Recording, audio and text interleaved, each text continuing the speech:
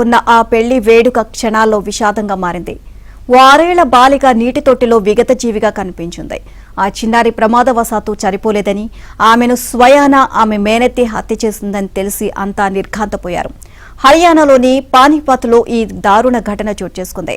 ఆ చిన్నారినే కాదు, గతంలో తన కుమారుడితో సహా 3 చిన్నారులను ఆమె ఇలానే హత్య చేసిందని పోలీసులు తేల్చారు. ఇక తనకన్నా అందంగా ఎవరు ఉండొద్దు అనే ఉద్దేశంతోనే ఆమె ఇంతటి ఘాతుకానికి పాల్పడిందని విచారణలో తేలింది. నిందితురాల్ని పూనంగా గుర్తించారు.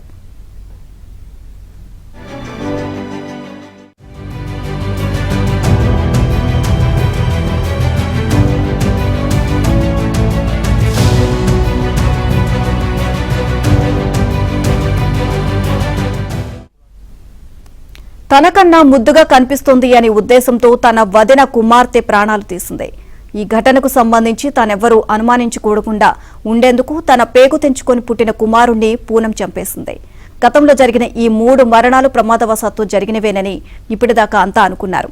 తాజాగా బాలిక విధి హత్య మిస్టరీ తేలేకే గతంలో 3 పూనం చంపినట్లు తేలింది.